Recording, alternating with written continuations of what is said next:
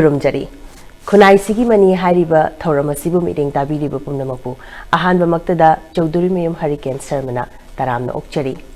Ngasigi episode asida guest oina lengsinduna leibiriba se Kaman University Entrance Test ki expert aduga Scientific Excellence Academy ke samthong hodam leiraki consultant amasung expert oina leibiriba Adison Moirangthem ni Sir Wahan with a quick studio Sida Taram Okchari. Sir Quickie Thoramsi, Hogdopagi, Soromoina, Sergi Saitigi, self intro Matam Tang Hanatambu. I giving Adison Moirangthem, Langtavam Kong like Kaidagini, I Huzik say Scientific Excellence Academy, Samtong Hodam Direct Haribo Coaching Center, CA is a CUET consultant, Amadi, subject expert in a mentor or in a laser English with taxi. Coaching Sigo in a go. Sumana Duga 2022 the gay Hamak say CUET lady by any Laka exam, CUET Torkodo exam, Sigo and Satragi, Mating said Dumak Pang, Lai, Sigitamak, the day I see Angang Singi, high exam, Sidika Tuoga, Lai, Haitarico. Kaman University Entrance Test si Karino Aduga Masikari Gidamak introduced to Gibino Habisa, Si Hanatambu. Kaman University Entrance Test use in 2022 the Hona Hanboina Pampor Kibene. Mamang the Kaman University Entrance Test appoint CUET in Laramie. Madame the university participate was Yam the machine Yamamde. For example, when Mayam Hitodo Kangaraba, University of Delhi, see when undergraduate course at Tamamatam, the 12 key marks in a count or like my criteria, the best 3, best 4 kind of across the board, say my topographical reason and my different Kenabam lack, but the marking system can have a mem lack was in Marina council students sing say Dili college sing a tumbers one army. CBSE board the laugh students sing in a school colleges ring basing Stephen Hindu sing Miranda sing the tongue give either. I don't know Manipur board key council students sing it on Waba. I don't matam do the labor possibly exams gi Sigi mark Haitarico 12 marks in a Loimak should the best of Bonina Sigi Lamlangi board ki mark I did I was young dinner when the Peter Pomato. But Sigi man should Loimak common over platform Haitarico, NTN. How to Piraga Kogi Satra Mam, sing Mwigi, whatever mark when 100%, 100% punk and 99% punk, Kogi 12 say. See him the log the bit of Kogi, CUET Haiba exam say, Kogi, Hudoraga, see the participatory universities, man, Sigi colleges in the when emission to Umatam the NTA score cards, the U in a Sanaba or Kibani. Masishiam Pava Kongtang, Amani Maram di Huziki Hana, Leremi Kogi Satra. Problems in the Domati CUET lap, but they get him address. Madame sees a 2022 the horror Humatam, the CUET say, Yam means in a Canada of Ponam Werame, the CUET is a Kaino Ganyam, the Canada of Ponam Werame. Other CUETs were Ajo Hanba Matam, the when a deal the Tamamatam, the Aishamak Hindu College, Tamak, Pomatam, Sida, Quiggy means a Navigi emission process, Yamna Quizu Kanda, Matam. Other just a Quiggy student organization, Ama, Aina Sudum, Maisu, Ainazu. Student organization, Sigidum Secretary, where guys who Tabaka Tozarame, Manipur Student Association Delhi, and I issue my own the Mating Yam Pang be the key. Other Matamduda, the minor Mating Pang be was the minor Ainazu, Karigumba Kra, or Ziki, and over system Sigi, Mating Pang, Bungam, Madiga, and a Kalapum Kale. Other I issue them webinar Yahweh Quale, and no one in a co. Webinar Yahweh Google the Pi Quale. I'm a sea yam tina wonder, struggle a matogi, you can't know one of the successfully my park and 22 says you Satra Kra, Koizu, counseling Piraga, coaching talk, cotton, and Sigi Matanga. Even exams in negative marking labor exam. I don't mind told them my park and plus more than 30 student Tambas the 20 mukti mo itong kibama diu da khan kibama leko adai dia muk 2023 su dum sumaina tawbu de gi satra me ama dum guide tawba nga me dum tam gre me ama su ko dum sumaina lak pane duga ꯑꯩꯅ ꯃꯔꯨꯑꯣꯏꯅ CUET ꯄꯦꯔꯦꯟꯁꯤꯡꯅꯁꯨ ꯌꯥꯝ ꯈꯪꯗꯕ ꯄꯣꯠ ꯑꯃ ꯑꯣꯏꯌꯦꯕ CUET ꯃꯇꯥꯡꯁꯦ ꯀꯩꯒꯤꯅꯣ ꯍꯥꯏꯕ ꯃꯇꯝꯗ ꯐꯣꯝꯁꯦ ꯑꯣꯟꯂꯥꯏꯟ ꯑꯦꯄ꯭ꯂꯤꯀꯦꯁꯟ ꯐꯣꯝꯅꯤꯅꯀꯣ ꯄꯦꯔꯦꯟꯁꯤꯡꯗꯁꯨ ꯍꯧꯖꯤꯛꯀꯤ ꯃꯇꯝꯗꯨꯒꯤ ꯑꯞꯗꯦꯠ ꯃꯌꯥꯝꯁꯦ ꯂꯩꯇꯕ ꯍꯥꯏꯇꯥꯔꯦꯀꯣ ꯑꯗꯨꯅ ꯏꯟꯐꯣꯔꯃꯦꯁꯟꯁꯦ ꯄꯤꯕ ꯃꯇꯝꯗꯁꯨ ꯑꯩ ꯏꯁꯥꯃꯛꯅꯁꯨ ꯌꯥꯝ ꯆꯨꯝꯅ ꯃꯌꯦꯛ ꯁꯦꯡꯅ ꯄꯤꯅꯤꯡꯕ ꯃꯔꯝꯗꯤ ꯁꯤꯒꯤ ꯐꯣꯝꯁꯦ ꯂꯥꯟꯈꯤꯕ ꯃꯇꯝꯗ ꯁꯥꯇ꯭ꯔꯗꯨꯒꯤ ꯃꯥꯁꯦ ꯌꯥꯝꯅ ꯕ꯭ꯔꯤꯂꯤꯌꯟ ꯑꯣꯏꯕ ꯁ꯭ꯇꯨꯗꯦꯟ ꯑꯃ ꯑꯣꯏꯇꯥꯔꯒꯁꯨ ꯐꯣꯝꯁꯦ ꯂꯥꯟꯅ ꯃꯦꯟꯈꯤ ꯇꯥꯔꯒꯗꯤ ꯃꯈꯥ ꯇꯥꯕ ꯄ꯭ꯔꯣꯁꯦꯁꯁꯦ ꯇꯧꯕ ꯌꯥꯔꯣꯏꯗꯣꯏꯅꯦꯕ ꯑꯗꯨꯅ ꯃꯥꯒꯤ ꯀꯦꯔꯤꯌꯔꯁꯦ ꯑꯗꯥꯏꯗ ꯐꯨꯜ ꯁ꯭ꯇꯣꯞ ꯑꯃ ꯄꯤꯗꯣꯏꯅꯦꯕ ꯑꯗꯨꯅ ꯁꯤꯒꯤ ꯀꯩꯅꯣꯁꯤ ꯃꯇꯥꯡꯗ ꯑꯩꯅ ꯌꯥꯝꯅ ꯍꯦꯟꯅꯁꯨ ꯈꯪꯍꯟꯅꯤꯡꯕ ꯍꯥꯏꯇꯥꯔꯦ ꯄꯦꯔꯦꯟꯁꯇꯀꯣ ꯍꯥꯏꯗꯤ ꯀꯃꯥꯏꯅ ꯐꯣꯝꯁꯦ ꯍꯦꯛ ꯊꯥꯕ ꯃꯇꯝꯗ ꯐꯣꯝꯁꯦ ꯃꯦꯟꯕ ꯃꯇꯝꯗ ꯍꯣꯏ ꯄꯥꯔꯇꯤꯀꯨꯂꯔꯁ ꯃꯦꯟꯕꯗꯤ ꯂꯥꯏꯔꯦ ꯄꯦꯔꯦꯟꯁ ꯅꯦꯝ ꯑꯗꯨꯒꯤ ꯁꯥꯇ꯭ꯔꯒꯤ ꯃꯃꯤꯡꯀꯣ ꯃꯥꯒꯤ ꯄ꯭ꯔꯣꯁꯦꯁ ꯃꯈꯥ ꯇꯥꯔꯛꯄꯁꯤꯡꯁꯦ ꯑꯩꯈꯣꯏꯒꯤ ꯐꯣꯔ ꯑꯦꯛꯖꯥꯝꯄꯜ ꯑꯦꯛꯖꯥꯝꯒꯤ ꯍꯥꯟꯅ ꯃꯣꯏꯅ ꯗꯣꯃꯦꯟ ꯁꯕꯖꯦꯛꯀ ꯍꯥꯏꯔꯤꯁꯦ ꯁꯥꯇ꯭ꯔꯁꯤꯡꯁꯤꯅ ꯗꯣꯃꯦꯟ ꯁꯕꯖꯦꯛꯁꯦ ꯀꯩꯅꯣ ꯀꯥꯏꯅ ꯍꯪꯕ ꯌꯥꯎꯋꯦꯕꯀꯣ ꯑꯗꯣ ꯗꯣꯃꯦꯟ ꯁꯕꯖꯦꯛꯁꯦ ꯀꯩꯁꯨ ꯅꯠꯇꯦ ꯃꯈꯣꯏꯅ CUET-ꯁꯤꯒꯤ ꯃꯈꯣꯏꯅ ꯌꯨꯅꯤꯚꯔꯁꯤꯇꯤ UGCꯅ ꯄꯤꯔꯤꯕ ꯁꯕꯖꯦꯛ ꯑꯣꯐꯔ ꯇꯧꯔꯤꯕ ꯁꯕꯖꯦꯛ ꯈꯔ ꯀꯣ ꯑꯗꯣ ꯑꯣꯐꯔ ꯇꯧꯔꯤꯕ ꯑꯩꯈꯣꯏꯒꯤ ꯃꯣꯔ ꯗꯦꯟ 60+ ꯁꯕꯖꯦꯛꯁꯦ ꯑꯩꯈꯣꯏꯅ ꯗꯣꯃꯦꯟ ꯁꯕꯖꯦꯛ ꯍꯥꯏꯔꯛꯀꯅꯤꯀꯣ ꯑꯗꯨꯒ ꯗꯣꯃꯦꯟ ꯁꯕꯖꯦꯛꯁꯦ ꯂꯦꯡꯒ꯭ꯋꯦꯖꯇꯤ ꯌꯥꯎꯗꯦ ꯂꯦꯡꯒ꯭ꯋꯦꯖꯀꯤ ꯇꯣꯉꯥꯟꯅ ꯑꯃ ꯂꯩꯀꯣ 33 ꯂꯦꯡꯒ꯭ꯋꯦꯖ ꯑꯩꯈꯣꯏꯒꯤ ꯏꯟꯗꯤꯌꯥꯒꯤꯀꯣ 33 ꯂꯦꯡꯒ꯭ꯋꯦꯖꯁꯦ ꯁꯤꯅ ꯑꯃꯨꯛ ꯁꯦꯛꯁꯟ ꯇꯣꯉꯥꯟꯅ ꯁꯦꯛꯁꯟ 1 ꯑꯅ ꯑꯃꯨꯛ ꯆꯠꯈ꯭ꯔꯅꯦꯕꯀꯣ ꯑꯗꯨꯒ ꯁꯦꯛꯁꯟ 2 ꯁꯤꯅ ꯍꯧꯖꯤꯛꯀꯤ ꯗꯣꯃꯦꯟ ꯁꯕꯖꯦꯛꯁꯤꯅꯦ for example domain subject it's very easy ꯑꯩꯈꯣꯏꯅ ꯌꯥꯝ ꯂꯥꯏꯅ ꯍꯥꯏꯔꯕꯗ ꯑꯩꯈꯣꯏꯒꯤ ꯁꯥꯇ꯭ꯔ ꯑꯃꯅ 12th ꯇꯝꯃꯤꯕ ꯋꯥꯠꯑꯦꯚꯔ ꯁꯥꯏꯟꯁ ꯑꯣꯏꯒꯦꯔꯥ ꯑꯥꯔꯠꯁ ꯑꯣꯏꯒꯦꯔꯥ ꯀꯃꯔꯁ ꯑꯣꯏꯒꯦꯔꯥ physics chemistry maths biology economics accountancy ꯁꯨꯝꯕ ꯃꯌꯥꯝꯁꯤꯅꯦꯕ ꯑꯩꯈꯣꯏꯅ ꯗꯣꯃꯦꯟ ꯁꯕꯖꯦꯛ ꯍꯥꯏꯔꯤꯁꯦ ꯑꯗꯨꯒ ꯃꯌꯥꯝꯁꯤꯒꯤꯗꯤ ꯈꯤꯇꯪ ꯑꯩꯈꯣꯏꯅ ꯇꯥꯏꯌꯣꯟꯅꯕ ꯈꯤꯇꯪ ꯇꯣꯞ ꯍꯥꯏꯕ ꯃꯣꯏ ꯁꯦꯛꯁꯟ 3 ꯑꯅ ꯑꯃꯈꯛ ꯌꯥꯎꯋꯦ ꯁꯦꯛꯁꯟ 3ꯁꯤꯅ ꯑꯩꯈꯣꯏꯅ ꯖꯦꯅꯔꯦꯜ ꯇꯦꯁ ꯍꯥꯏꯌꯦ ꯖꯦꯅꯔꯦꯜ ꯇꯦꯁꯁꯦ ꯀꯩꯁꯨ ꯅꯠꯇꯦ ꯑꯩꯈꯣꯏꯅ ꯃꯌꯥꯝꯅ ꯀꯝꯄꯤꯇꯤꯇꯤꯚ ꯑꯦꯛꯖꯥꯝ ꯑꯃ ꯊꯥꯕ ꯃꯇꯝꯗ ꯖꯦꯅꯔꯦꯜ ꯑꯦꯞꯇꯤꯇ꯭ꯌꯨꯠ ꯇꯦꯁꯀ ꯍꯥꯏꯕꯗꯣ ꯀꯔꯦꯟ ꯑꯦꯐꯤꯌꯔ ꯑꯗꯒꯤ ꯂꯣꯖꯤꯀꯦꯜ ꯔꯤꯖꯅꯤꯡꯒ ꯀ꯭ꯋꯥꯟꯇꯤꯇꯦꯇꯤꯚ ꯑꯦꯞꯇꯤꯇ꯭ꯌꯨꯠꯀ ꯍꯥꯏꯕ ꯁꯤꯒꯤ ꯄꯣꯠꯁꯤꯅꯦꯕ ꯖꯦꯅꯔꯦꯜ ꯇꯦꯁ ꯍꯥꯏꯁꯦ ꯖꯦꯅꯔꯦꯜ ꯇꯦꯁꯁꯤꯅ ꯑꯃꯨꯛ ꯃꯥꯒꯤꯁꯨ ꯀꯥꯟꯅꯕ ꯂꯩ ꯑꯗꯨꯕꯨ ꯁꯤꯒꯤ ꯄꯣꯠꯁꯦ ꯌꯨꯅꯤꯚꯔꯁꯤꯇꯤ ꯑꯃꯒ ꯃꯥꯒꯤ ꯀ꯭ꯔꯥꯏꯇꯦꯔꯤꯌꯥꯁꯤ ꯃꯥꯟꯅꯗꯦ ꯌꯨꯅꯤꯚꯔꯁꯤꯇꯤ ꯑꯃꯅ ꯖꯦꯅꯔꯦꯜ ꯇꯦꯁꯁꯤ ꯃꯥꯒꯤ ꯃꯥꯔꯛꯁꯦ ꯀꯥꯎꯟ ꯇꯧꯕ ꯌꯥꯎꯏ ꯌꯨꯅꯤꯚꯔꯁꯤꯇꯤ ꯈꯔ ꯑꯃꯗꯅ ꯖꯦꯅꯔꯦꯜ ꯇꯦꯁꯁꯦ ꯀꯥꯎꯟ ꯇꯧꯗꯕ ꯌꯥꯎꯏ ꯑꯗꯨꯅ ꯍꯧꯖꯤꯛꯀꯤ ꯄꯦꯔꯦꯟꯁꯤꯡꯁꯤꯅ ꯑꯩꯅ ꯍꯥꯏꯖꯅꯤꯡꯉꯤꯁꯦ ꯄꯦꯔꯦꯟ ꯑꯃꯗꯤ ꯑꯦꯁꯄꯤꯔꯦꯟꯁꯤꯡꯅ ꯑꯩꯈꯣꯏꯅ ꯁꯨꯝ ꯑꯩꯅ ꯊꯦꯡꯅꯖꯔꯛꯄꯗ ꯈꯤꯇꯪ ꯊꯋꯥꯏ ꯌꯥꯎꯕ ꯑꯃ ꯗꯔꯀꯥꯔ ꯑꯣꯏ ꯈꯤꯇꯪ ꯑꯩꯗꯤ ꯆꯦꯛꯁꯤꯟꯕ ꯍꯥꯏꯇꯥꯔꯦ ꯑꯩꯈꯣꯏꯅꯁꯨ ꯑꯗꯨꯝ ꯃꯇꯦꯡ ꯄꯥꯡꯉꯤ ꯕꯠ ꯑꯩꯈꯣꯏꯅ ꯏꯆ ꯑꯦꯟ ꯑꯦꯚ꯭ꯔꯤ ꯋꯥꯟ ꯈꯨꯠ ꯄꯥꯏꯔꯒꯗꯤ ꯃꯥꯒꯤ ꯑꯦꯄ꯭ꯂꯤꯀꯦꯁꯟ ꯐꯣꯝꯁꯤꯡꯗꯣ ꯃꯦꯟꯁꯤꯟꯕꯗꯤ ꯉꯝꯗꯕꯅꯤ나 ꯑꯩꯈꯣꯏꯅ ꯐꯤꯗꯤꯡꯃꯛꯇꯤ ꯉꯝꯗꯕꯅꯤꯅ ꯑꯩꯈꯣꯏꯅ ꯄꯤꯔꯤꯕ ꯑꯦꯋꯦꯔꯅꯦꯁ ꯄꯤꯖꯈꯤꯕ ꯒꯥꯏꯗꯂꯥꯏꯟꯗꯣ ꯐꯣꯂꯣ ꯇꯧꯕꯤꯔꯒ ꯑꯗꯨꯝ ꯃꯇꯝꯗꯨꯒꯤ ꯐꯣꯝ ꯑꯞꯗꯦꯠ ꯂꯥꯛꯄ ꯃꯇꯝꯗ ꯑꯩꯈꯣꯏꯗ ꯄꯥꯎ ꯐꯥꯎꯕꯤꯔꯒ ꯈꯪꯗ꯭ꯔꯁꯨ ꯑꯗꯨꯝ ꯑꯩꯈꯣꯏꯅꯁꯨ ꯑꯗꯨꯝ ꯍꯦꯜꯞ ꯇꯧꯖꯒꯦ ꯑꯗꯨꯒ ꯈꯪꯗꯕꯤꯗ ꯃꯦꯟꯁꯤꯟꯕꯁꯦ ꯁꯤꯗꯤ ꯑꯩꯈꯣꯏꯗꯤ ꯃꯃꯥꯡꯗꯁꯨ ꯌꯥꯝ ꯊꯦꯡꯅꯖꯈ꯭ꯔꯦ ꯑꯉꯥꯡꯁꯤꯡꯁꯦ ꯂꯥꯁ ꯑꯋꯥꯔꯗ ꯑꯩꯈꯣꯏꯒꯤ ꯁꯦꯝꯗꯣꯛꯄ ꯌꯥꯗ꯭ꯔꯕ ꯋꯤꯟꯗꯣ ꯀꯔꯦꯛꯁꯟ ꯂꯩꯇ꯭ꯔꯕ ꯃꯇꯝꯗ ꯐꯣꯟ ꯇꯧꯔꯛꯑꯦ ꯑꯗꯨꯝ ꯑꯍꯤꯡꯗꯒ ꯐꯣꯟ ꯇꯧꯔꯛꯄ ꯌꯥꯎꯋꯦꯕꯀꯣ ꯑꯗ ꯑꯩꯈꯣꯏꯅ ꯍꯥꯏꯕꯗꯤ ꯇꯧꯗꯅ ꯅꯪꯅ ꯁꯨꯃꯥꯏꯅ ꯇꯧꯔꯝꯃꯤꯁꯤ ꯀꯩꯒꯤꯅꯣꯅꯀꯣ ꯁꯤꯒꯤ ꯃꯌꯥꯝꯁꯦ ꯑꯩꯈꯣꯏꯒꯤ ꯁꯤ ꯃꯔꯨꯑꯣꯏꯅ ꯑꯩꯈꯣꯏꯒꯤ ꯇꯦꯁ ꯄꯦꯄꯔ ꯁꯦꯂꯦꯛꯁꯟ ꯑꯅ ꯍꯥꯏꯗꯣ ꯁꯤ ꯇꯦꯁ ꯄꯦꯄꯔ ꯁꯦꯂꯦꯛꯁꯟꯁꯦ ꯉꯁꯥꯏꯒꯤ ꯃꯣꯏꯅ ꯁꯣꯏꯔꯤꯁꯦ ꯑꯩꯈꯣꯏꯅ ꯀꯩꯅꯣꯒꯤ ꯁꯥꯏꯟꯁ ꯂꯧꯔꯛꯄ ꯁꯥꯇ꯭ꯔꯁꯤꯡꯁꯦ ꯑꯩꯈꯣꯏꯅ ꯍꯌꯦꯡ ꯑꯥꯔꯠꯁ ꯇꯝꯕꯒꯤ ꯍꯥꯏꯇꯥꯔꯦꯀꯣ ꯑꯗꯣ ꯁꯥꯏꯟꯁ ꯂꯧꯔꯛꯄ ꯁꯥꯇ꯭ꯔꯁꯤꯡꯁꯤꯅ ꯑꯥꯔꯠꯁ ꯂꯧꯒꯦꯅ ꯍꯥꯏꯇꯥꯔꯒꯗꯤ ꯑꯩꯈꯣꯏꯅ ꯄꯦꯔꯦꯟꯁꯁꯤꯡꯒꯤꯗ ꯄ꯭ꯔꯤ ꯀꯟꯁꯤꯞ ꯅꯣꯁꯟ ꯑꯃ ꯂꯩꯌꯦꯕ ꯃꯣꯏꯗ ꯄ꯭ꯔꯤ ꯀꯟꯁꯤꯞ ꯃꯥꯏꯟ ꯃꯣꯏꯒꯤ ꯀꯩꯅꯣ ꯍꯥꯏꯕ ꯃꯇꯝꯗ ꯃꯣꯏꯅ ꯈꯜꯂꯤꯁꯤꯅ ꯑꯩꯒꯤ ꯏꯆꯥꯁꯤ ꯁꯥꯏꯟꯁ ꯂꯧꯔꯛꯑꯕꯅꯤꯅ ꯍꯌꯦꯡ ꯑꯦꯛꯖꯥꯝꯁꯦ ꯊꯥꯕ ꯃꯇꯝꯗ ꯁꯥꯏꯟꯁꯀꯤ ꯄꯦꯄꯔꯁꯤꯡꯗ ꯀꯣ ꯄꯣꯜ ꯁꯥꯏꯟꯁ ꯍꯤꯁꯇ꯭ꯔꯤ ꯑꯦꯛꯖꯥꯝꯄꯜ ꯑꯣꯏꯅ ꯁꯤꯗ ꯄꯩꯈꯥ ꯊꯥꯒꯅꯤꯅ ꯁꯤ ꯑꯃ ꯅꯣꯂꯦꯖ ꯑꯃ ꯂꯩꯕ ꯗꯤꯁ ꯏꯁ ꯚꯦꯔꯤ ꯔꯣꯡ ꯁꯤ ꯂꯥꯜꯂꯦꯕꯀꯣ ꯀꯩꯅꯣꯒꯤ NTA ꯃꯈꯣꯏ UGCꯒꯤ ꯅꯤꯌꯣꯝ ꯀꯣ ꯃꯣꯏꯁꯤꯗ ꯍꯥꯏꯔꯤꯁꯦ ꯑꯗꯒꯤ DUꯒꯤ ꯑꯣꯏꯅꯁꯨ ꯑꯦꯛꯖꯥꯝꯄꯜ ꯑꯃ ꯄꯜꯂꯝꯃꯒꯦ DUꯒꯤ ꯃꯣꯏꯅ ꯁꯤꯗꯁꯨ ꯍꯥꯏꯔꯤꯁꯦ he or she has to appear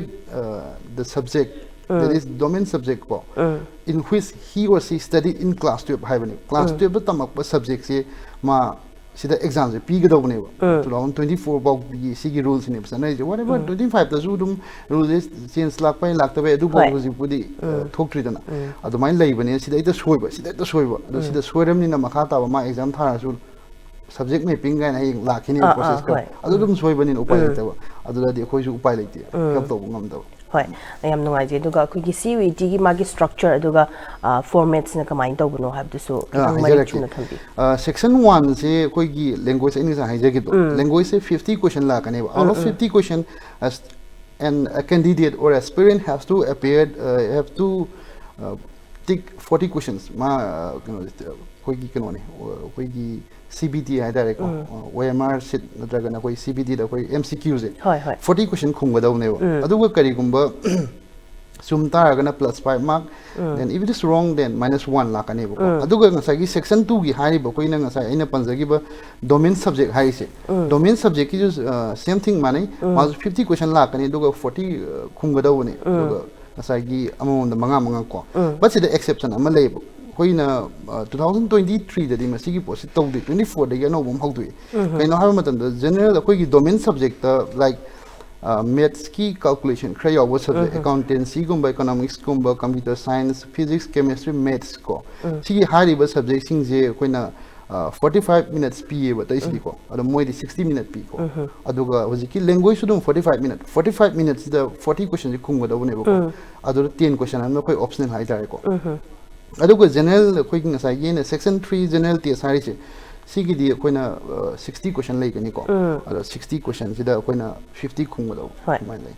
okay aduga koi CUET se thage haragadi maheiroi magi eligibility criteria se sisu kitang mari eligibility criteria je thodo hindokna kino da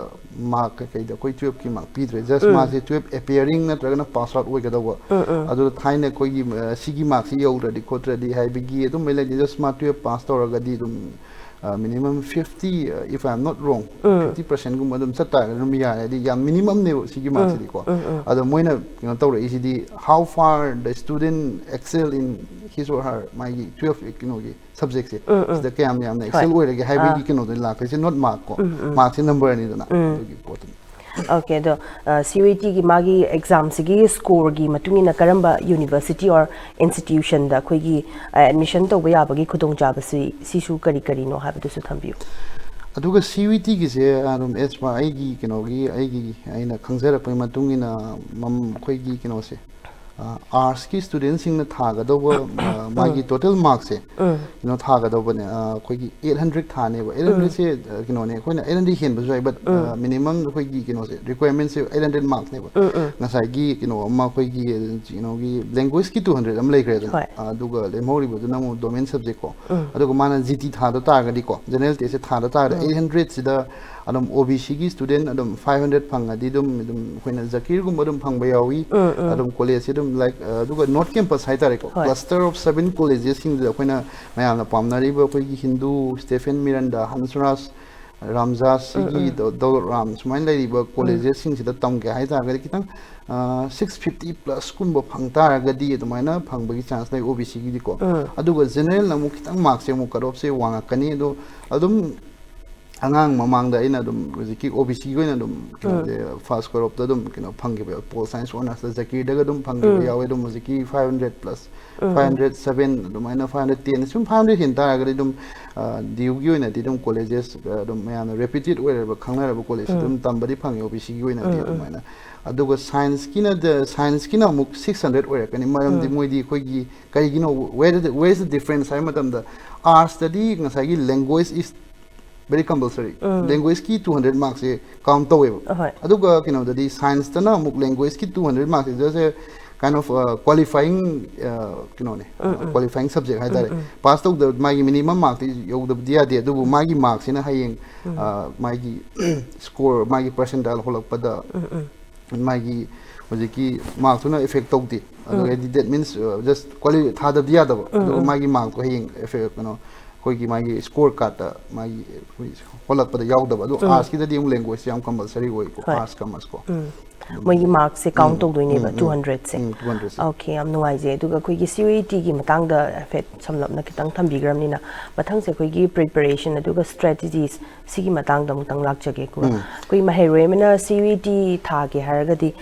masdai sida karam ba maru oi ba subjects aduga topic sings na karamba haidi karamba subject or topic to focus tawgani habsa sisu thambi hoi asi laksa ding lakring mamang dai kinom tang facts and figure am tang haijaram mamang da khoi gi CUET se koina man khoi gi all over India going more than 13 lakhs muk thai ko 13 lakhs 47618 ko si je register to bone do ga mo koina tha badana khoi gi 11 lakh 13610 candidates appeared to sigi sida koi gi manipur gi chhatra haidare ko council gi makha da gi sakhiba koi gi manipur gi oina or CBSE all together ko only kino to we say 3,247 khak thai ba ko that means tina council da koi gi exam council gi khakta da koi gi 32,000 above student ni thari se ko aduna participate to bujam neme hoi aduna karigino awareness wat paira aduga koi gi mamang da su internet thim khot ba si se mai chengna ai thengna jarak pa da koi gi internet thing khot ba je yam tina problem boy ai chengna mamang da angang sing se koi gi even koi gi adum sing adum haidok serage common seat allocation system Delhi gi thokjal le phase 1 phase 2 loi men da yadre ko sigi matam da internet sit thing ba sina adum angang sing sida koi da kari da wi hai matam da adum sim je koi kino koi gi ama proxy website ka lai nei dana sida gi bu tawe even angang sing sina Vodafone sim adu da sim je puthokna raga ya sida ya ha koi gi mo VPN ga samaga phone sim me le ba si je dum 2023 da stogi adam adagi hadaki ngak sei gudi ngam tawe si je koi gi hojiki sokol aba matam je di every kino ne like akoina taw matam da 2013 ore ngani ko koina kino tawise graduation taw si da di koi offline Delhi da chalaga tawe ba adu hojikti online ga taw ibani na ne si thing mani upai lek tab adu angang sing ju mata ti sai ko aduna khara amsu du manipur da tam ki ba da toba university tam ki ba CUET na log da ba haitare sumai tam gi yawe aduna internet thing ba se madi koi gi angang sing da yam thing na problem mo si parents yong wai tawang khang da ba rai sala taw de no upai lek ti adu si gi update me am ju onum akhoi ju dum struggle tawina ba yawe aduga hojiki preparation gi matang ai dum ai haijara ge angang sina koi gi 10+2 appearing students sing in koina kari gum CUET gi aspirant oitaragadi mana tamaki ba koi gi syllabus is strictly based on the curriculum and syllabus of CBSE ne mo ko CBSE gi khoji mani bu ba sun syllabus is mana CBSE ga mana na tamina sigi like sema phajana thorough understanding ama daka oi aduga maroina like se koina angang sina tamak matam da koi rote learning sima di rote learning gi room sima laitre there's no room for rote learning in this modern education CGM di laitre and aduga amuk khangba matam da angang sina appear pe khaji question sida question si yeng matam da aina khangba question sing je like the direct CM di chumme haiba question jana khuthabi ba aduga khangda bu question je adom koi gi kino na computer based test ni na ko koi gi jumble toraga tawe ba koi na answer the option le ba ko mark is correct adu save kind toraga sakhi de ni ba ko aduga kari gum koi na khangda bu question sina doubt le bu question sina mark for review ga na dum thamaga dum chat tawe ba ko adu one save to gita ga di dum kino se ma di kin to re duna doubt le bu question sima koi na mark for review ga na mathang gi amuk koi na amuk halak ba question se question number moi na question 1 2 moi question me am loi mak display da u de ne bu ko computer sida ana jam tora ga heng hore na muk khumak pai chance mad lei ko adu mai lei bani na koi na satra sing da hygienic is koi na doubt le bu question sim di hundok piram maram negative marking ne hoi adu na heng ai gi sumjaba mark to -1 di to wuri adugi negative marking si lak pasida ngasai se negative marking lei haibi bani na masi kamai ne avoid to gani haibu su marak sida panbiram okay negative marking si avoid to base aina haibu negative marking si di question se munna paraba khangi na tra khangdre haibe gi keno do ma akoi da confidence layer di yare aduga amuk mithak pasi su yam problem moi habit khangi haina akoi gi tuition ten question sam yawe ba moi maroina koina angang si samna any subject moi lari kadi mana ira ga marak ta koi gi note kum he hapsal mu isam sam ba question da loi sidi loi khangi he ga haira kan da tuition ten ma cham he yaram bugum ba suma me am ji thengnai ba ko aduna sumba me am ji thinga da koi avoid to na ba negative marking se question ja na munna pa ba question ji munna pa kan da direct final or ka HD summe na khang kan da koi gi answer ji khumbi ba ada mamang da di hybrid mode to exam se but 2022 da di ma hybrid mode to ram di CBT or and then hybrid mode to hybrid mode means pen and paper as well as computer based test ne ko adon pen and paper computer based di mu option na mu lei di ta ai la le hai ta ga di mu khan be gi le set to dunga de lei ko pen and paper da di just column gi muk to just da kan ta kidang chu gi ta ga di kino lak te ni question do koi kino to gi de cancel sa ki de ni adon ma su lei pe na ngang sing na kitang section ba answer je koina khum dringa da du gi poto mai angang sing da khangani Okay, do koi sir ki experience ki matungina ko koi CUET ki exam se preparation to wasida magi lairiba quite effective oiba sa koi ki study strategies resource si matang da share to biram resource aina aigi oina di aina haizara bada mojiki CBSE gi NCERT like se si pabiraga koi gi soft paper mayam lairi guidebook haidare ko past previous year question yauba question bank mo akoi sudum angang taw matam da adugi light akoi sum pijai ko ngang ita su ko aduga mock test kumba thaba adagi akoi na isana practice yam daga we different akoi na just khangi haiduna su practice ama yauda badi yade aduna mock test kumba thaba adagi sample question tawraga akoi na khotpa khangba ko si se me marwe duga ai marak than am ta panjaram ge domain gi wena de akoi na 12 da tamgi ba science poiro arts poiro commerce poiro ski moi gi 12 tam gi syllabus to ne ko aduga khoi gi language english hai for example ko sida di khoi na kitang language ka general test ka sum bas da ne ko gi mai gi amaga gi khoi yeng na bam ki no hai tare ko mai scoring point hai ga da adu English da maru ne lai se grammar section se ma adum yaw re aduga competitive exam ko samane atai ko khoi SSC thare ko khole ba mane computer duga khoi English ki oiba khoi grammar section yaw verbal ability ko grammar test to bu khot ba ade asu khoi moina spotting the errors parajumble kind of for example sum ba khai yaw ri ko sibu mayam jing je khoi ano bu oidin chop ngang sing da di ai hana dum competitive exam preparation to mi dum thing but they are not they are not student who had already prepared for the competitive exam they are new to this exam aduna mukoi da kitang hena kino da koi gi sumba koi gi anoba kino sida haitare ko to di moi tha su thare da adu gi domain subject ni mukoi ju knowledge lai aduna hoji ki kino se language paper gumba general test sida hena su kino emphasis pinning aduga ngasai gi language da kino su yawri comprehension reading am su yawri comprehension reading su jam time consuming we ba adu like koi gi sida board के exam दा हंगी बा सुम बगी comprehension type से नते बिदंग advanced बा रूब किदंग comprehension जम यावे को CCM जो Koyna किदंग angang sing yeng bitare maroina antonym synonym sam khangbi bam daga we sum okay ado khoi gi mahiroi mana khoi CUET thaba sidi after 12 oidoine ba ko aduduna board exam se tha na magi CUET gi preparation se kamaina magi time management se kamaina handle to bi adusu tang tambiram exam se dum thaba loira kan da khoi gi exam se me last week side dum tai duna 45 days 50 dum daw kidang exam jing khar khar gana khoi gi council gi exam jing khar khar gana dum 2 months kumba adu compulsory dum moina dum 50 days di compulsory phange dum preparation taw be ko sida dum khoi gi ngasai gi mana su hana satra ngena su domain subject sing tam gramina grand to bagi ta thai bagi matam moi de ju phange ba sida di khoi like se maroi na hoi maroi ba khoi gi khoi gi tuition turn lak pa jaga dum ba chapter sing do adum ba kitang budi khoi su angang ai da hai adu go mo khoi da khoi na dot clear dong na ba khoi tai ko adu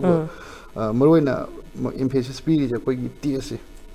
continuous TS to hola go mo je like pa han bai tare moi na moi di pa khra ba ngata ni but neglect to pa ya de exam loi re khole hai bagi mo khoi da ju ma thawa sa da bom nei dana si po se ma di ton ba ya tre adum ai di exam ma lei di si di hen chaw bom lei di hai bagi po se ma mo khoi gi kino da thamhal la ga ko khoi gi TS yam dum appear to hon bai tare sumana dum tau ta ga di dum yam line dum CUET se dum crack to ya ba sa na du provided sai ki on application form sing gi khoi gi step sing do adu dum di shoi ba shung ya dra dum yam it is very important yam compulsory we adu ek shoi ba matam du pai leti khoi yam phazana step by step am ta sohen da bida once a day gi parenting da ina hygienic ba ma hoje ki mamang da di adum February 27 side last week ko ai hai last week hai ke sidaina March 31 30 sai bu dum kino tau ki bu ko extend to ma tung oi ki bu ko CUET ki form thajan ba se ko sida ma parenting tau bi de je ai gi sa sina tam ga dori university ko mayam thola ni loi khan ba ya ni mamang da di mamang da 2024 da anau ba khoi gi stream ma hai tare ko course ama fashion studies and tourism ga hapsal le ba ko aduna parenting su cooperation bibiro plus ꯑꯩꯈꯣꯏ ꯈꯛꯇ ꯅꯠꯇꯅ ꯍꯥꯏꯇꯥꯔꯦꯀꯣ ꯑꯩꯈꯣꯏꯁꯨ ꯑꯗꯨꯝ study ꯇꯧꯖꯩ ꯄꯦꯔꯦꯟꯁꯁꯤꯡꯁꯨ study ꯇꯧꯕꯤꯔꯣ ꯑꯗꯨꯒ ꯑꯩꯒꯤ ꯏꯆꯥꯁꯤꯅ ꯀꯩ ꯇꯝꯅꯤꯡꯉꯤꯅꯣ ꯍꯥꯏꯕꯁꯤꯃꯁꯨ ꯈꯪꯕꯤꯔꯒ ꯑꯩꯈꯣꯏꯅ ꯄꯨꯂꯞ ꯖꯣꯏꯟꯂꯤ ꯑꯣꯏꯅ ꯖꯣꯏꯟꯂꯤ ꯑꯩꯈꯣꯏꯅ ꯀꯩ ꯇꯧꯗꯣꯏꯅꯣ ꯍꯥꯏꯕꯗꯤ ꯉꯝꯗꯦꯕ ꯑꯩꯈꯣꯏꯗ ꯑꯗꯨꯝ ꯍꯪꯉꯛꯄꯁꯨ ꯌꯥꯎꯋꯤ ꯀꯔꯝꯕꯅ ꯖꯣꯕ ꯁꯦꯀ꯭ꯌꯣꯔ ꯑꯣꯏ ꯈꯣꯠꯂꯦ ꯑꯗꯨꯗꯤ ꯑꯩꯈꯣꯏ ꯏꯁꯥꯃꯛꯁꯨ ꯍꯧꯖꯤꯛ ꯖꯁ ꯄ꯭ꯔꯥꯏꯚꯦꯠꯀꯤ ꯑꯗꯨꯝ ꯀꯩꯅꯣ ꯇꯧꯖꯔ ꯂꯩꯖꯩꯁꯤꯅꯤꯀꯣ ꯏꯁꯥꯅ ꯄꯥꯝꯖꯕꯒꯤ ꯑꯗꯣ ꯖꯣꯕ ꯁꯦꯀ꯭ꯌꯣꯔꯒꯤ ꯀꯣꯏꯁꯟꯁꯦ ꯍꯪꯉꯛꯄꯗ ꯑꯩꯈꯣꯏꯁꯨ ꯈꯨꯝꯕꯝ ꯈꯪꯗꯦꯕ ꯑꯗꯨꯅ ꯏꯆꯥꯁꯤꯅ ꯄꯥꯝꯃꯤꯁꯤ ꯀꯩꯅꯣ ꯀꯩ ꯑꯦꯔꯤꯌꯥꯗ ꯃꯥꯁꯤ ꯁ꯭ꯇ꯭ꯔꯣꯡ ꯑꯣꯏ ꯈꯣꯠꯂꯦ ꯑꯗꯨꯝ ꯃꯥꯏ ꯄꯦꯁꯟꯁ ꯀꯩꯅꯣ ꯃꯥꯏ ꯄꯦꯁꯟꯁꯦ ꯀꯩꯅꯣ ꯀꯩ ꯇꯝꯅꯤꯡꯉꯤꯅꯣ ꯈꯣꯠꯅꯤꯡꯉꯤꯅꯣ ꯍꯥꯏꯕꯗꯤ ꯑꯃ ꯈꯪꯗꯣꯛꯄꯤꯔꯛꯑꯒ ꯁ꯭ꯇꯗꯤ ꯑꯦꯔꯤꯌꯥꯁꯤ ꯑꯃ ꯈꯪꯗꯣꯛꯄꯤꯔꯛꯑꯣ ꯑꯗꯣ ꯑꯩꯈꯣꯏꯁꯨ ꯑꯗꯨꯝ ꯒꯥꯏꯗ ꯇꯧꯖꯒꯦꯕ ꯑꯗꯨꯒ ꯀꯔꯝꯕ ꯌꯨꯅꯤꯚꯔꯁꯤꯇꯤꯗ ꯀꯔꯤ ꯀꯣꯔꯁ ꯍꯥꯡꯉꯤ ꯈꯣꯠꯂꯤꯒꯦ ꯁꯨꯝꯕ ꯌꯥꯝꯅ ꯁ꯭ꯇꯗꯤ ꯑꯃ ꯇꯧꯕ ꯑꯃ ꯗꯔꯀꯥꯔ ꯇꯥꯏꯌꯦꯕꯀꯣ ꯑꯗꯨ ꯅꯠꯇꯕꯤꯗ ꯖꯁ ꯑꯩꯈꯣꯏꯅ ꯄ꯭ꯔꯥꯏꯚꯦꯠ ꯌꯨꯅꯤꯚꯔꯁꯤꯇꯤ ꯂꯩꯔꯤꯕ ꯃꯌꯥꯝꯁꯤꯗ ꯍꯦꯛꯇ ꯇꯝꯁꯤꯟꯕꯁꯦ ꯋꯦꯁꯇꯦꯖ ꯑꯣꯐ ꯃꯅꯤꯅꯦꯕꯀꯣ ꯑꯗꯨꯅ ꯒꯣꯔꯃꯦꯟ ꯑꯩꯈꯣꯏꯒꯤ ꯁꯦꯟꯇ꯭ꯔꯦꯜ ꯌꯨꯅꯤꯚꯔꯁꯤꯇꯤ ꯁ꯭ꯇꯦꯠ ꯌꯨꯅꯤꯚꯔꯁꯤꯇꯤ ꯂꯩꯔꯤꯕ ꯗꯤꯝ ꯌꯨꯅꯤꯚꯔꯁꯤꯇꯤ ꯂꯩꯔꯤꯕ ꯃꯌꯥꯝꯁꯦ ꯁꯤꯗ ꯑꯩꯈꯣꯏꯅ ꯇꯝꯅꯕꯒꯤ CUETꯒꯤ ꯊ꯭ꯔꯨꯗ ꯆꯠꯅꯕꯒꯤ ꯍꯥꯟꯅ ꯑꯩꯈꯣꯏꯒꯤ ꯀꯩꯅꯣ ꯍꯥꯏꯇꯥꯔꯦ ꯑꯩꯈꯣꯏꯒꯤ ꯁꯨꯝ ꯍꯥꯏꯔꯕꯗ ꯑꯩꯈꯣꯏ ꯗꯣꯅꯦꯁꯟ ꯀꯥꯏꯅ ꯑꯃ ꯂꯩꯗꯅ ꯗꯣꯅꯦꯁꯟꯒꯨꯝꯕꯒꯤ ꯊ꯭ꯔꯨꯗ ꯅꯠꯇꯕꯤꯗ ꯄ꯭ꯔꯣꯄꯔ ꯃꯥꯒꯤ ꯑꯦꯛꯖꯥꯝ ꯊꯥꯔꯒꯀꯣ ꯁꯤꯗ ꯑꯣꯏꯅ ꯆꯪꯅꯕ ꯇꯧꯁꯤ ꯑꯗꯨꯅ ꯍꯧꯖꯤꯛꯀꯤ CUETꯁꯤꯗ ꯈꯜꯂꯅꯤ ꯌꯨꯅꯤꯚꯔꯁꯤꯇꯤ ꯃꯌꯥꯝ ꯑꯃ ꯌꯨꯅꯤꯚꯔꯁꯤꯇꯤꯁꯤ ꯌꯥꯝꯃꯦ ꯑꯩꯅ ꯌꯨꯅꯤꯚꯔꯁꯤꯇꯤ ꯈꯔ ꯁꯨꯝ ꯑꯩ ꯍꯥꯏꯖꯔ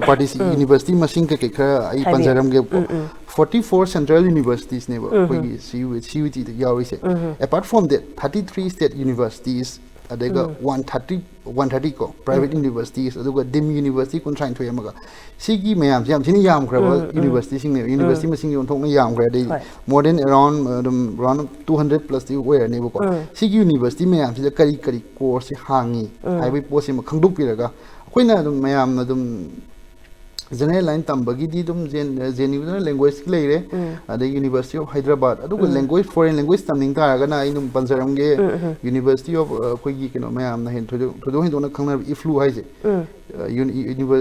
ꯏꯪꯂꯤꯁ ꯑꯦꯟड ꯐꯣꯔꯦꯟ ꯂꯦꯡꯒ꯭ꯋꯦꯖ ꯌꯨꯅꯤꯚꯔꯁꯤꯇꯤ ꯍꯥꯏꯁꯦ ꯍꯥꯏꯗ꯭ꯔꯕꯥꯗꯇ ꯂꯩꯔꯤꯕ ꯁꯤꯒꯤ IFLUꯁꯨ ꯑꯗꯨꯝ ꯇꯝꯅꯩ ꯑꯗꯨꯒ JNUꯁꯨ ꯑꯗꯨꯝ ꯐꯣꯔꯦꯟ ꯂꯦꯡꯒ꯭ꯋꯦꯖꯀꯤꯗꯤ ꯇꯝꯅꯩꯀꯣ ꯁꯨꯃꯥꯏꯅ ꯀꯣꯔꯁꯁꯤꯡꯁꯦ ꯈꯪꯗꯣꯛꯄꯤꯔꯀꯥꯟꯗ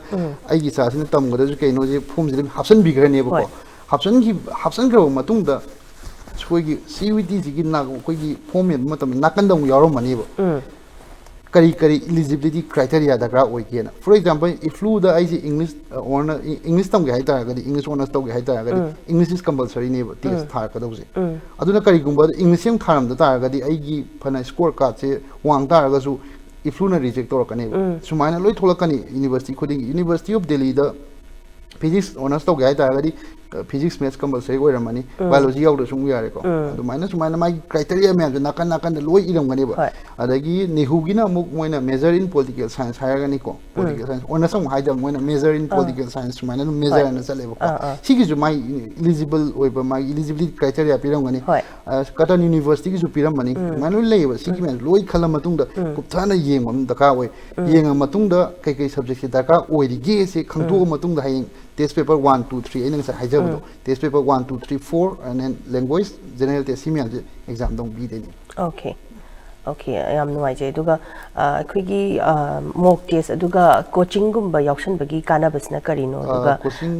CUET ꯊꯥꯒꯗꯕ ꯃꯍꯩꯔꯣꯏꯁꯦ ꯃꯁꯤ ꯌꯥꯎꯕꯁꯦ ꯌꯥꯝꯅ ꯗꯔꯀꯥꯔ ꯇꯥꯕ꯭ꯔꯥ ꯑꯗꯨꯒ ꯀꯣꯆꯤꯡ ꯁꯦꯟꯇꯔꯅ ꯂꯧꯔꯤꯕ ꯔꯣꯜꯁꯤꯅ ꯀꯔꯤꯅꯣ ꯍꯥꯏꯕꯗꯨꯁꯨ ꯊꯝꯕꯤꯌꯨ If student have the confidence that he or she can crack the so-called CUET exam, then it is not mandatory for the student to join the coaching class. I adumakti haijaroi compulsory oidna ko. Adubu students singje hujikti kenogi Manipur gi oinasu laiba khoi academic atmosphere khara phatre sena simdi everyone knows ko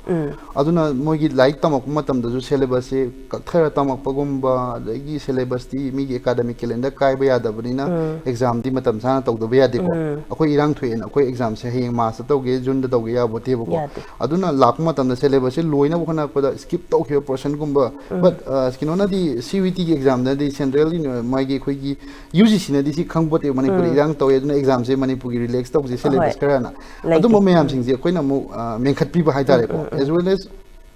amuk khoi coaching na coaching gum khoi coaching sina provide taw ise hujiki ngasa aina hagi ba lari khaki na tabida mamang da su aina kino gi masat ki through de gi masat khoi gi Manipur student association Delhi se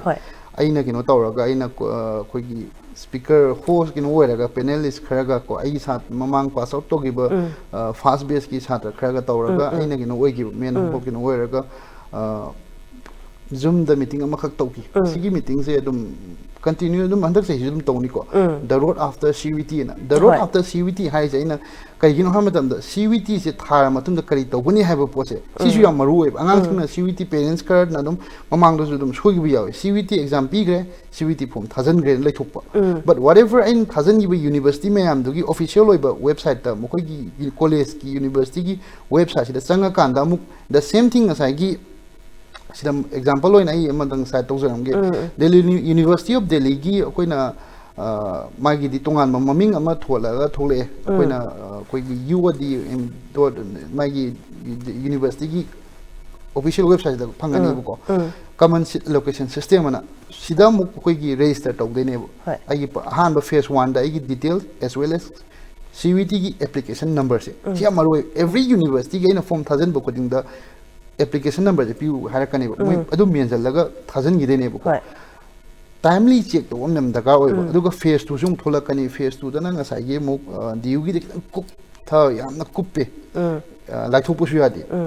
mamang da dum angang khar lei mark ti ang wang ba ko magi mark se dum Miranda Stephen daga tam ba phang ba adu ga sai gi ena phase 2 na mung la kani bu ko phase 2 sina koi gi college preference list selection ngai na hai bu ko sidana mu college se aina tamning bu college sing je mu preference list ama semaga upload tawgi thagat khide ne bako thagat pa matam jida aina tamning bu college sing je priority je pi bai wani da like ai jina kitang mark se wangni na thaja tar ga expect tok tar ga like aina hindu gumba dum north campus si college sing je mamang da thambi gi ba adu na ta ga di ai si mark phana wang tar ga su aina hindu gumba ramjas gumba Miranda gumba se koi priority list 7 8 ga thamgi tar ga di ai gi kino je hayeng score ka chu wang ta ga di tamba phangoi ba di preference list first the people second the people for example I 5 first score of the third preference list khali eba adu hindu sina di 6th lay grade ai yaroi pataw ta emission taw phang because ai priority do hindu da pi gidre atopa college da pi grade si gi kitang kuptha ba ma zu lay eba ko adai hayeng si sina jung loi di freeze adai gi koi gi accept kana ma gi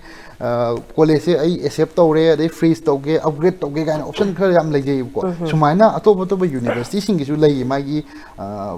amukak menjalaga na yadri ba aduna parents khar na num CUET gi form 1000 grade ga hire ga dum laithokpa si jina mu kai da sore ke da admission college da tamba phang da ba suma mayam si khoina loimak timely matam gi zoom meeting to bani khang de information pi bani khang de adum si gi pro si kino sim de khudong sa sim jo khoina parents da adum pi ai bi si je parents na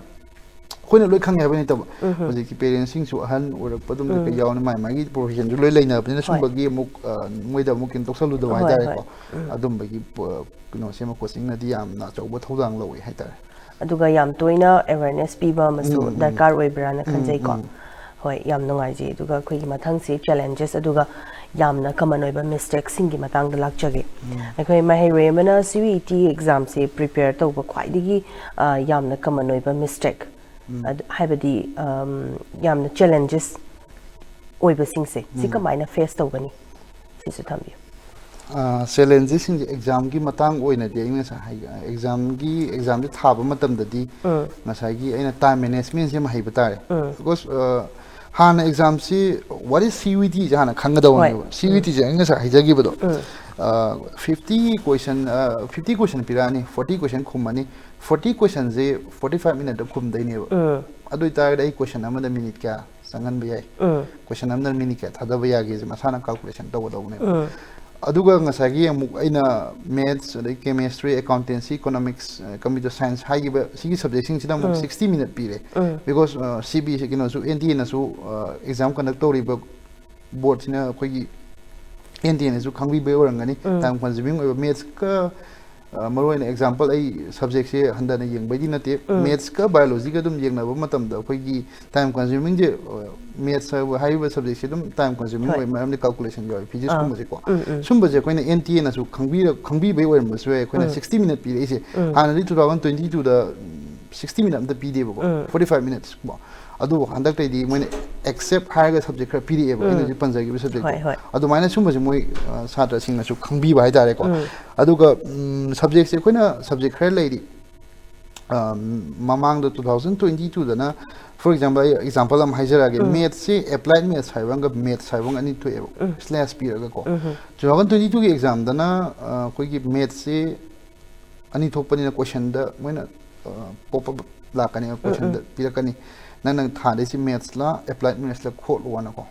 khol am matung question thok te ne ko ado satra mana so ma ji khangdab dai applied maths khosaluraba but akoina ji tammi ba si di maths ne ko applied maths na te ko hoi khar di yarum be syllabus su ko ado angang se amta khangdraba ma CUET je tamdi tamninga CUET gi through the man general line tamninga ga dili ga tam phangi re ma sa top private engineering la kenom tamgraba top tamgreba ko adu go 2023 dagi di amuk kitang changes kitang musum basida muk lai section je ani thukna khaidoroi sila ko han be section sina kenogi general oiba koi gi applied maths tamok bu kangu su general maths tamok bu kangu su lema khumba ya bu question ani makki adregi section b dana moi gi uziki applied maths na tungan moi dumaina khaidong na re bu ko sumba khar changes khar lai masam sa khar aduna satra singna hing question challenges size ji ngasai moi thena de subject ki matang da di question do munna ying pi ra khopi ba adu whatever tholok pa matam da screen da tholok pa se munna pabi munna ying pi ba hadi am nai ta nang hor mata nang horoi nei ta do doksan ba tension se ma koi gi phatha ba koi gi tension lai ta koi na ising gum ba tha ga ko atang sai gi stress lai ba se exam ni anxiety lai ba se exam tension ga sum lai nei da han bo moi ju mamang da tha ba mi di na ta ba na adu gi po se ma di mo koi na control to ba da do do ma aduna ne koi na sai mock test tha ba matam da high do yam toina tha lai do kai na matam da adi CBT oita ga di exam je just magi second do tak tak tholok te ni bo angang sida second 5 second dang ngai hai matam da angang je koi koksau bi ka ba kai na do ado mai na mai ngang zal ga smai to angang su le ba adu gi pot koi na reduce to na ba koi na mock test se mayam tharak da ga di adu gi pot mo kitang moi da ju phai da na adu ga heyeng koi na dum time ni koi na no to bu su yawi angang ai da takpi ra ga ko koi na koi gi coaching gi hai tare angang sing se koi na sumaina lakani screen na sumain tholakani color ma chu ga lei bo moi se red na si tha da bo khota adu gi color ma chu myam do khoina moi da takpi ra ga si hana ai mokoi da anou bu oi da exam se tha ma tam da adu anou bu oi da na bo khoina yaring khai khoi khone angang sing se adu na su layo pha da na mamang da angang sing se loi ma khan ki ai tare adu bu to do khar di moina thaja da bagi ai di mamang da CUET ji kitang theng hai doki adu la moina moi se tamba phangaroi dra ngai pakat pa da gi sandi garom da sakhi bajawi adu ga aina sida tasena anga geno ma thawai yaw ba angang adum tamba phangi adum ngai ra ga ko second car of the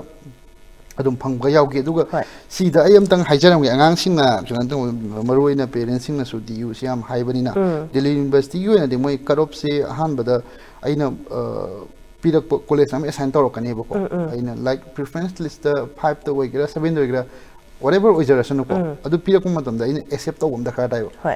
if you are not accepting the allotted colleges if you are not getting admission then there is no room for your seat either ai seat layer roiba University of Delhi gi makha da leiba colleges sing da aduna aina phangiba college accept to biba accept to matung da hai upgrade ni sa haijagi do upgrade freeze as my option sing du gi matung ina ai je mathangi college khidang afaba ma try to sira natra ai gi pirei ba assign to riba college se adai amadi subject se lower sira ga na adu gi matang da su angang sing am toina khoi interaction to ai ga tare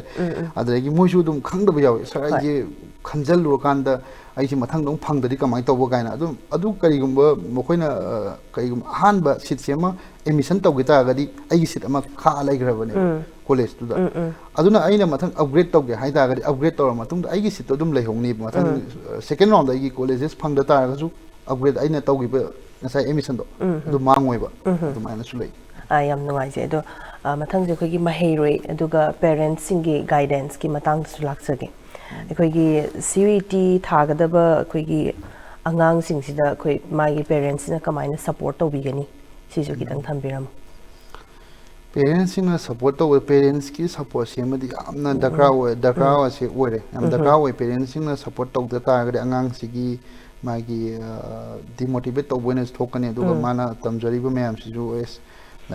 parents na yada taragadi how far parents na yada thari kyam sangna zatpa ngamni ko aduna parents sing na su angang sina pami po sida adum chathan bi basi amadi am daga wai adu karigum angang sina higher study tawge hai taragadi parents sina khangbi ga dawudi hoi atop private university da tamda yadi na lagi taragadi khangre but aigi site gi di maruina reputed university sing da kai course aigi san tamning ba course leibra na hana thi do piraga central university wai sing da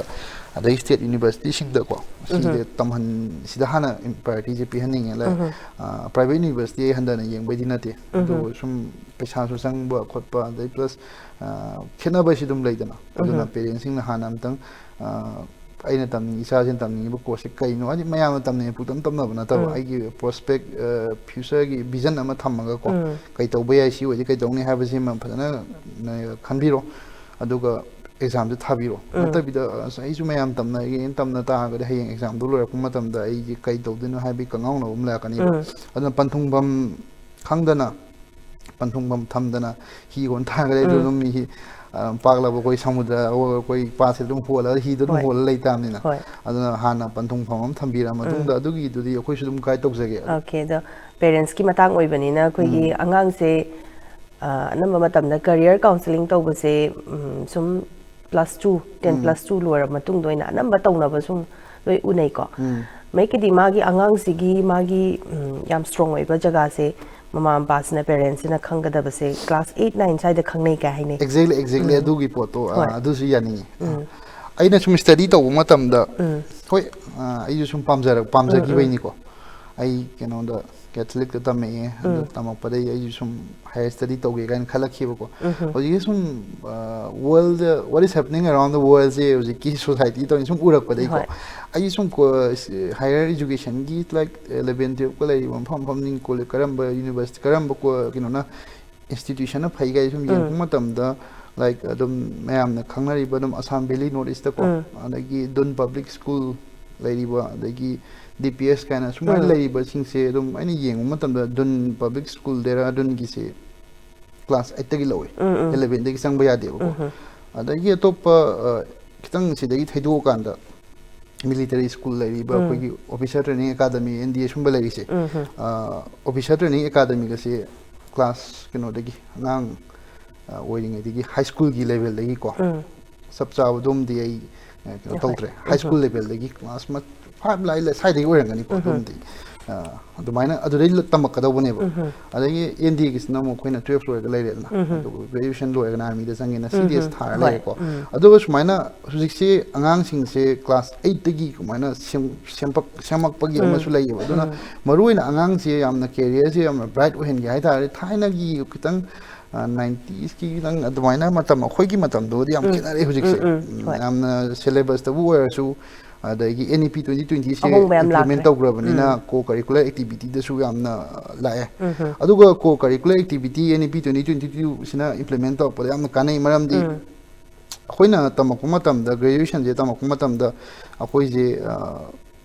stage fair sem lai khoina hoi kenogi aigi sida kitang kana ba hai ta ga de mission school ta tamak pani no ko assembly da wang angan ko lan ba se yam nungti dum tawja de dum khoi jo dum na phur ni yoksel ai sana ju kino khar paw koi ko ado matam do di yam na koi gi ma ga singa sangang sela non da wang ang dum sumai kha ga lag ba sina mo kitang dingam ki ko ado khoi gi diu da di mo ko atop college sing da ju ji loi tong na re khoi matam da ji ki every semester gi 25 marks ma de internal way ko internal je presentation group discussion yaw anam presentation group discussion yaw bani na maya mangdu da khoi gi college amada khoi class maite ani kha yaw raga maya na dai top khoi gi dan mani premium du mang da wangang sing ngamdre ma ga sing asang jala ga tawni na matam du stage fair sam lai ki ba du na khoi gi kai dora ga stage fair no taw de no ga na khan matam da atop ba side ki activity khoi gi aina nga sa hai ba masa na ga ai si yog masa da ai activity involve dora ga maya mang da thulak pa se I just book is ki knowledge di loirame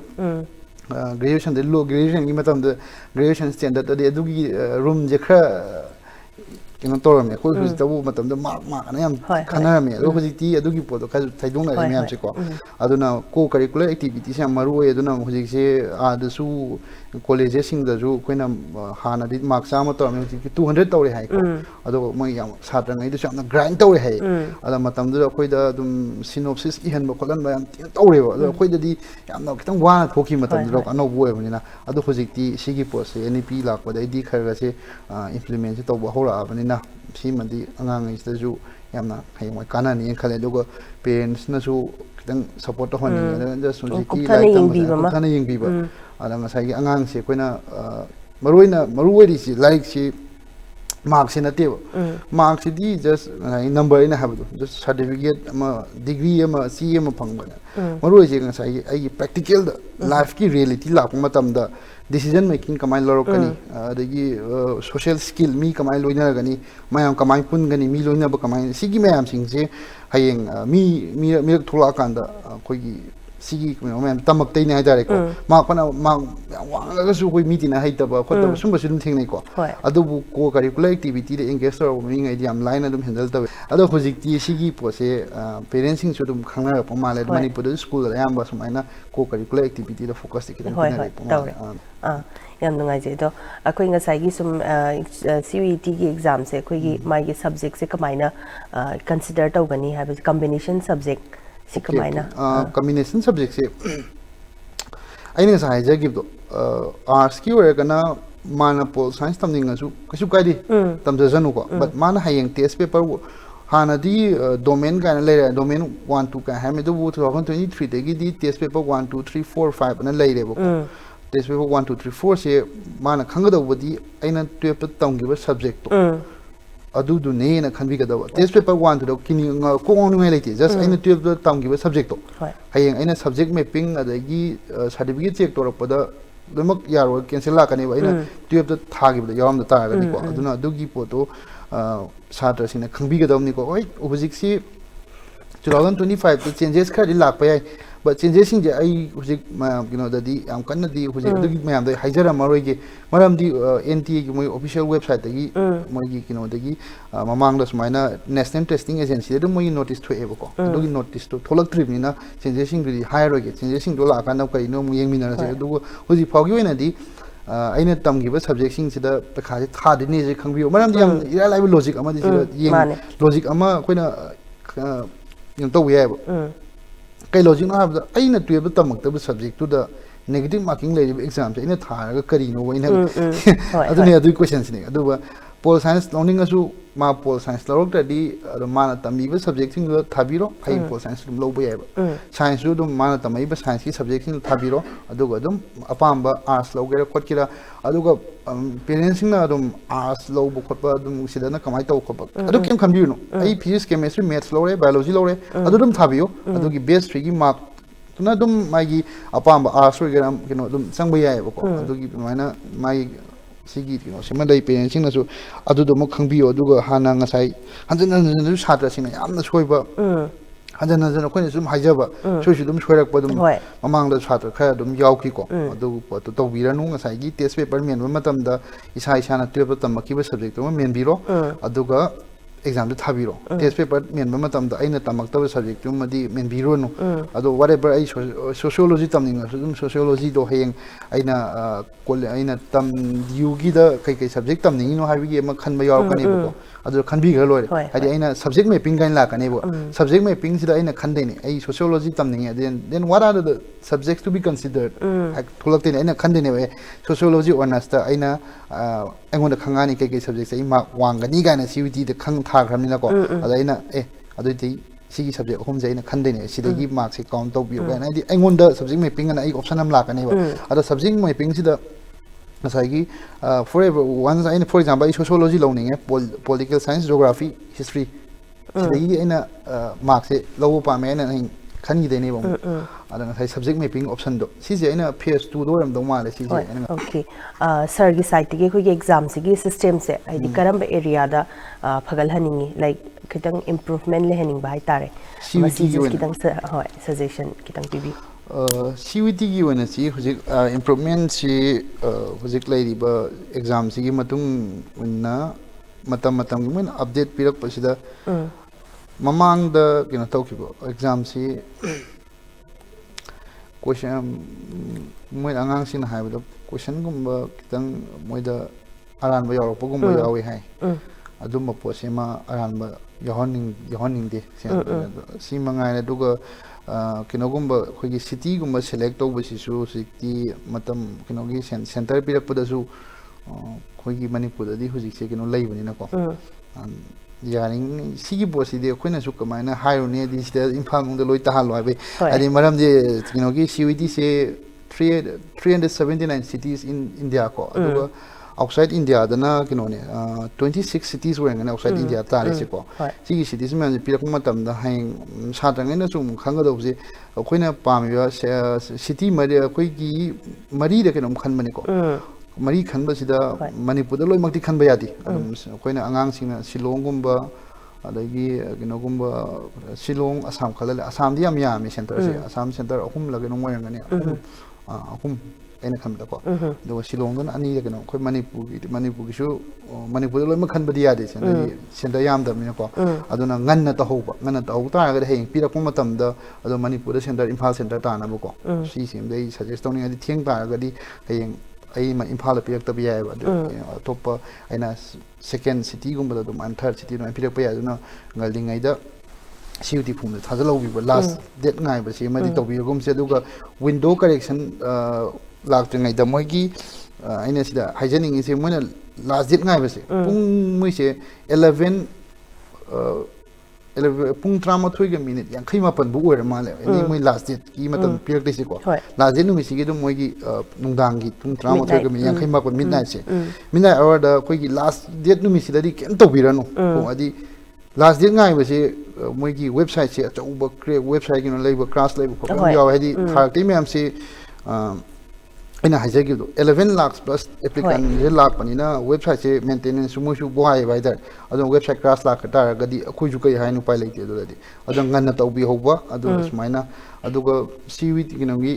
agency gi mo gi site gi su chumba me ampe moi dum satra sing khallaga thoktana wa dum torokani khali aduga moina su dum matam pi window correction ga na pirakani ba dum sem tok pa ya da bai ko adugi mayam su parents sing dum khangbi ba adu window correction sida dum sai gi ming mu mari hong madi ya ro do ken sogi ba khot ki ba adu university wat pa mayam gino sing se adu moina matam phajana pi di ba adu NT gi sai ta gi di yam ka hen na soi ba ko pa di tau di adu khraga macha dum exam ma so wa exam am silak pani khraga dum soi ko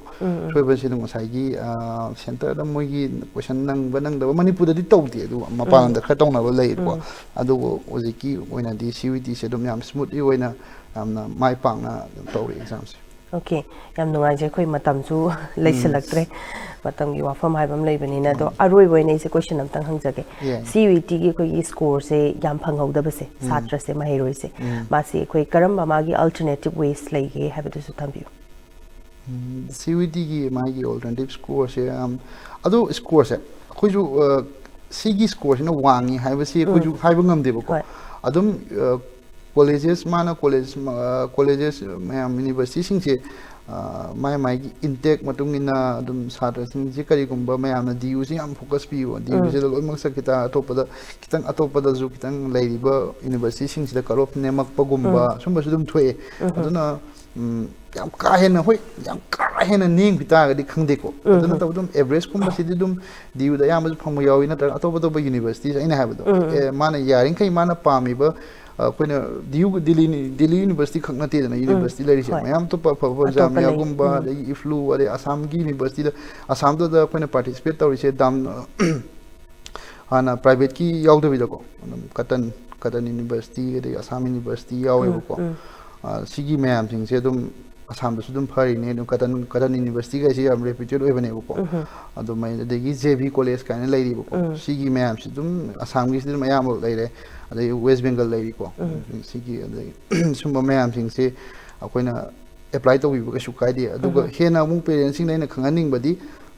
integrated MA lay integrated adi one stick no gi no sida koi gi Katan University or am dong male ko moida once tam guitar ga dum MA se dum CUET PG tha roi ba ko aigi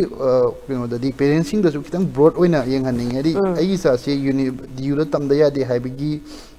wakal je thado oga what is more important is pursuing higher education ne ba ko CUET PG je Shiju is a big exam, tough exam on the PCC. And CJ was a key combine MA integrated coursing the Tamita, Gadi, Haying CUT PCC, Taro in it. But for unluckily, you and the integrated OED course, be a graduation standard, not graduation. Adobu Haying colleges, university Kerlady, high below, Catan Sudum Wavani, and those mine Haying Timinasi, Okoshudum Hierarchy, although parents to Hana Kanbiro, I master Dominira, and the graduation the lower competitive exam turning in a habit. Quite probably master integrated Oigiba, since it's a tongue given I am payable. Then Mayam Sonaka and the daily and setting it, then Taidoga, repetition waiver, integrated with Tamaga, the Mana Tokus, the Miadogo, Yamka and Swanbagiti, Matanga Muk Ying time. Okay, today Hogala Clipama hero, Duga parents in Sigi Matanga, Sigi Hiram to the Haitare, Kitang guide Kumba Pambiba, later Gadi. Sergi site ki sidong kudong chaba sila libra. Ay adugi di adum ay nahayjari do. Ay almost ay satra kita magta ay sa ay je dum ping ay ozai ba simbam silom pam ga laksara mina satra parents dum ay nahanda sudum parents ohum mari ay patna guide tawzaraga coaching lamafam da